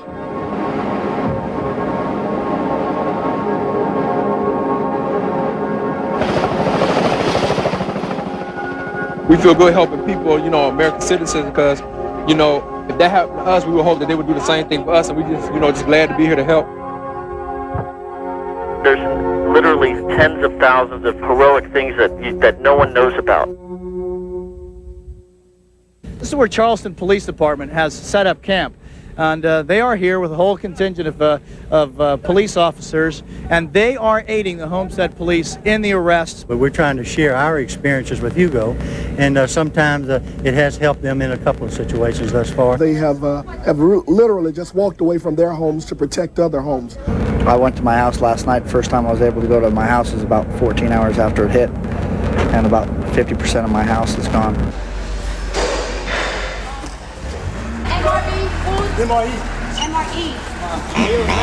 So rescue workers from Orlando and dog teams from Jacksonville pour over what remains of this trailer park, tearing into the debris, hoping against hope that if someone is here, they might still be alive.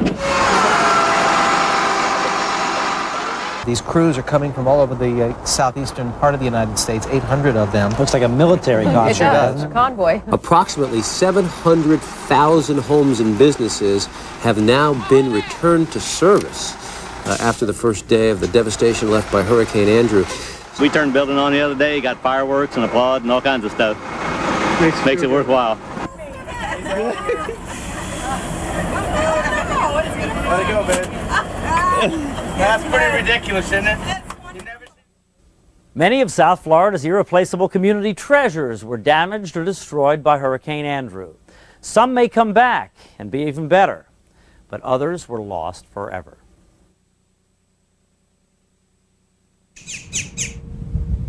Okay. Hey. Okay.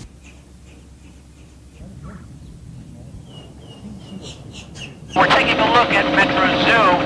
All the trees have been defoliated. You're looking at some sticks sticking up out of the ground. Many of them snapped over. Supposedly stress tested to 150 mile-an-hour winds, which is obviously not the case anymore. And when you walk in here, it just overwhelms you. A lot of the keepers here used to call this paradise because that's what it used to be. You could come in here and just unwind, and now it's just an absolute destruction area. It looks like an atomic bomb went off in here. And I believe that Metro Zoo is going to be better than it ever was. Maybe not as beautiful right away because you can't grow trees in a day, but it's going to be better because it's really more than ever going to be the people's zoo. They're the ones who are rebuilding it. Everything we're doing now is being done through the people, what they're giving us. We don't know exactly where they're going, possibly to other bases either in Florida or in Georgia, but they are blasting off right now in advance of Hurricane Andrew.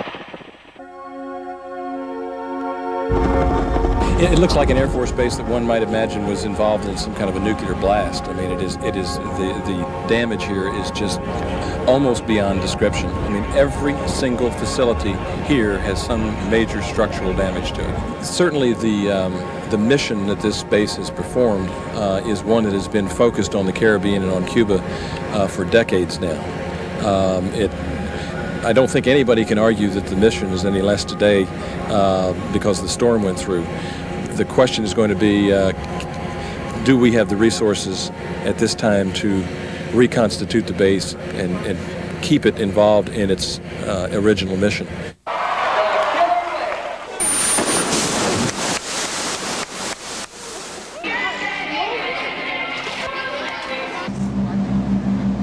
With all the damage that has to be repaired, operators here at Miami Seaquarium say they have no idea when they're going to be able to reopen. Under that tin shed was one of his boats, also one of his original boats, the 16th vessel, an 1891 boat that he used to go back and forth to New York with. Gone. It's in splinters on the property.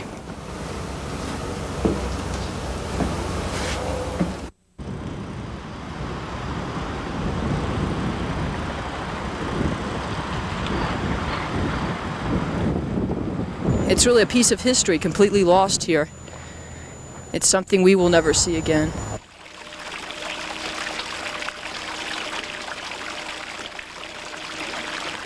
When you go into the gardens, we've got many years of work to get back to where we were looking before Andrew. But we're here and we'll be back. We made it through pretty good, I'd say.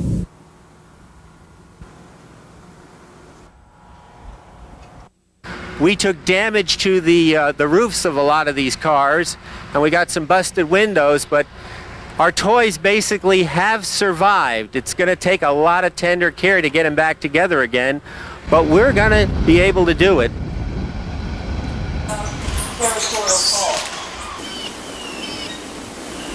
So where do you go from here? Well, we're going to start from scratch. We're feeding the animals. We're keeping them well. After we get the animals, paths cut to the animals that we can reach them and get them to the point where they're psychologically healthy and well, and get them calmed down. Then we're going to clean up the paths so that we can start repairing.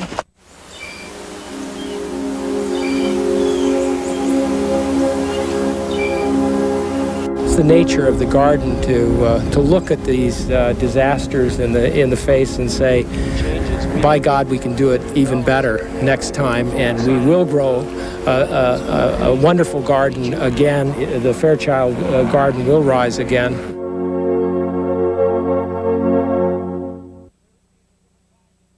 We're looking at the different kinds of construction of these homes. And what was it you were saying?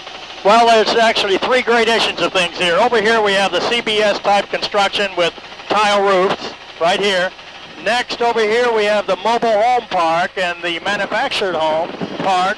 And then next over there we have the wood frame construction of the country walk area. And you just look at the gradation. Look at the gradation.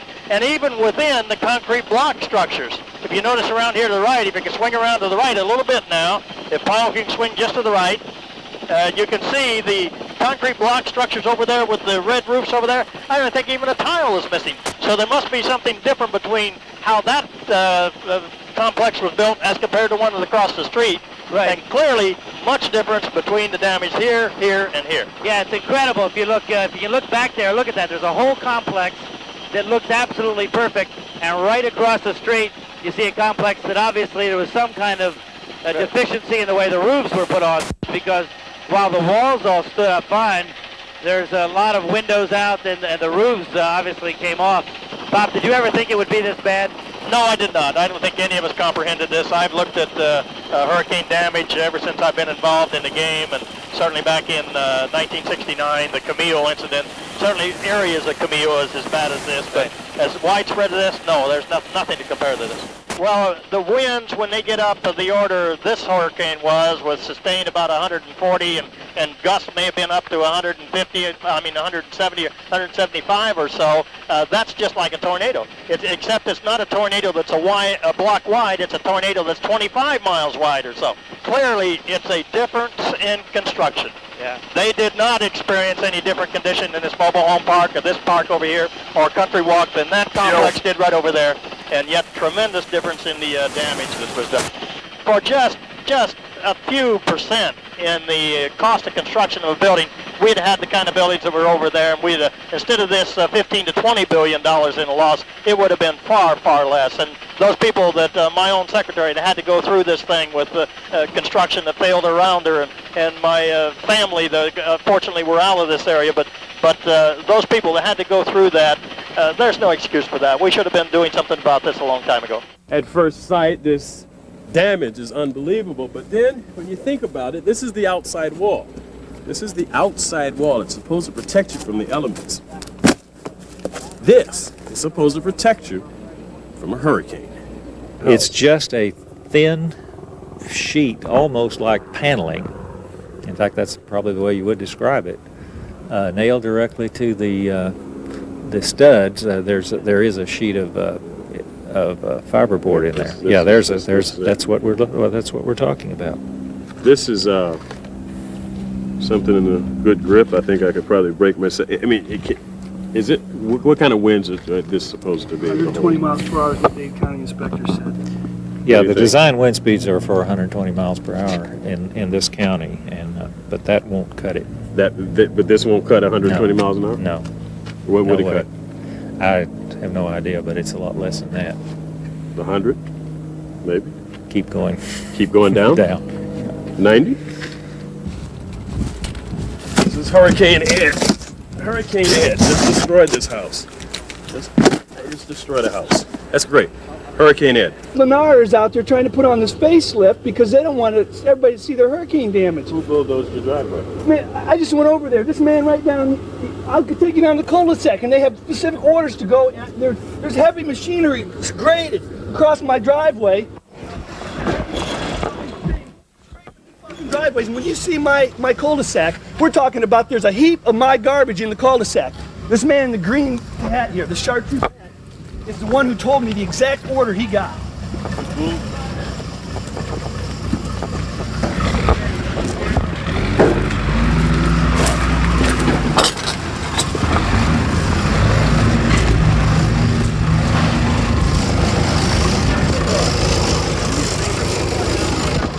I don't want to talk to the news. Sorry. He said he doesn't want to talk to the news. What did he say to you? He told me, he says we were supposed to clean all the cul-de-sacs and streets and the driveways. And what did you lose? Why are you? I'll take you over there and I'll show you. Okay, I'll show you exactly. That's one thing I found this morning right there. 108th MP Company, Fort Bragg, North Carolina. This is from 1977, from my hometown in Ohio. So where was this stuff? This stuff was in my cul-de-sac. This is my daughter. This is myself and my daughter. Our Easter picture from 1992. What did you? This is the stuff I'm finding in my cul-de-sac, in my pile of rubbish in the middle of my cul-de-sac that's been scraped from my driveway. When you see my house, I haven't even got 50% of my house out yet. And so you're trying to get your stuff out, and they came along and they just scraped it out into the middle. And scraped it out into the middle of the street. And this is not even Lennar's subdivision. They don't own nothing. Their homeowners association doesn't even control this anymore. And he's saying that Lennar told him to clean all of this. They're putting a facelift out here so that people won't realize the hurricane damage to their death traps. They're trying to make it a nice, clean scene so that they can get the people to buy their new homes that are still being built in the other phases. I called 911 and I said, I'm a former military policeman and I am on the edge, and this guy is totally ruining my personal belongings. I called the Lennar subdivision and Lennar said, we gave an order to clean only the streets. This is the biggest atrocity there is. This is a human mind that's responsible for this, not nature. And they can go and take your personal belongings. Just bulldoze them. It's unbelievable.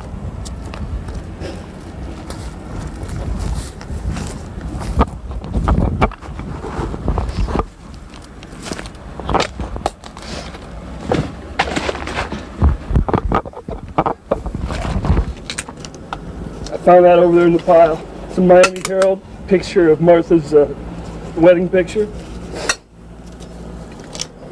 Found some Easter pictures. And I don't know what else is at the bottom of the pack, the stack. One of the most important questions that's being asked in the aftermath of this storm is, why did some neighborhoods suffer so much damage and others so little? We're in Country Walk, very hard-hit neighborhood in Southwest Dade, with Dr. Wen Chang at the University of Miami. Dr. Chang, you've taken a look at this house for us. You're an engineering expert. What was wrong here with the construction? Oh, I think it's a shallow workmanship and also inferior material was used. And if the building would have been up to code, what do you think would have been the extent of the damage here? I would think the extent of damage, you will see the roofing tile and as well as the roofing paper throughout, but the structure will be intact. Okay, and today, a resident here in the Arvida community filed a lawsuit against Arvida and the former owners of Arvida, the Walt Disney Corporation.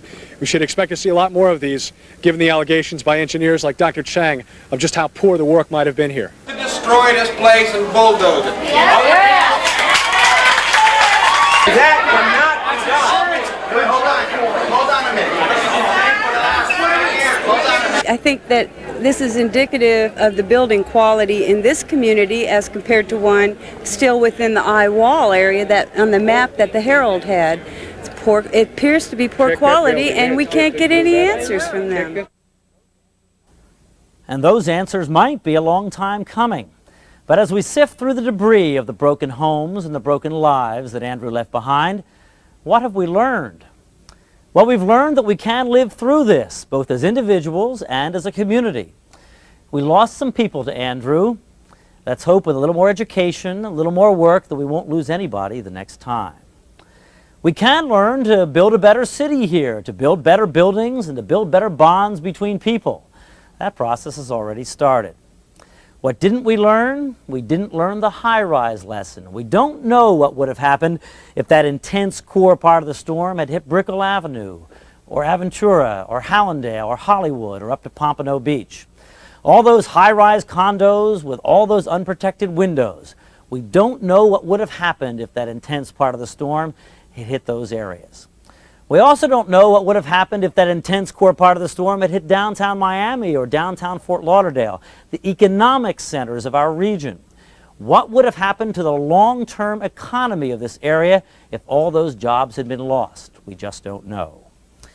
We have fears for the next time. We're afraid too many people are going to try and leave, to evacuate to Orlando or Fort Myers on the Turnpike or Tamiami Trail or Alligator Alley. That thousands of people will get caught in their cars trying to get out of here, and then the storm might veer off just a little bit and hit where they are, and there will be too much traffic, and they'll be trapped there in their cars, the worst place they can possibly be. We need to thank lots of people. We need to thank the people that came from all over the world to help us here. We need to especially thank those people that came from South Carolina. They left before the storm even hit. We need to thank the volunteers that gave their time, their food, their money, their supplies. We can't thank them enough. We need to thank all the people we talked about in the last 2 hours that worked harder than they've ever worked before.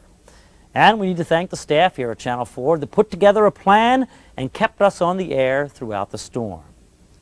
We can hope this has been the storm of a lifetime, but we can't bet on it. We're hurricane veterans here now, and we know we have to build a better city. We have to check our buildings, building by building, house by house. We need to be sure that they're ready for the next time a storm comes along. We know the quality of the people here now. We know their spirit. And we can hope this spirit stays with us as we rebuild South Florida together. Somebody prayed for me. Took a little time and prayed for me. I'm so glad they prayed. I'm so glad they prayed for me. Say thank you. I got some extra. You need some more paper products? Yeah. All right. What do you got? Thank you all. Bye-bye.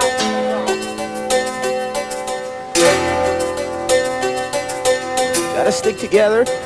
Make the best of things. You know, this thing ain't gonna kick my butt, or it shouldn't kick nobody else's, but, you know, we still have our life. We still have our, you know, our dignity and all that. So We make the best of it, stick together, and I'm sure we'll get out of here because I'm going to be living in the same place, you know, and I'm going to come back, and everybody else should come back. Where do you go from here?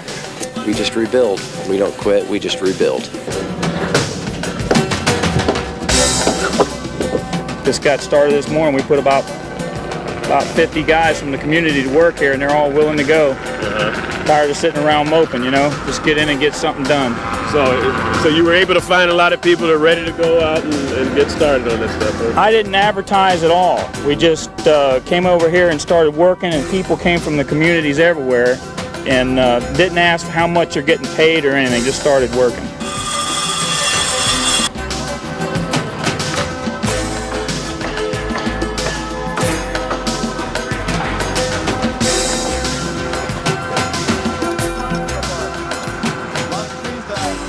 We just got power back this afternoon. How long has it been? 7 days. 7 days. 7 long, miserable days. On Tonight, we're gonna turn it up really cold and get a good night's sleep. Finally. Yes. Finally.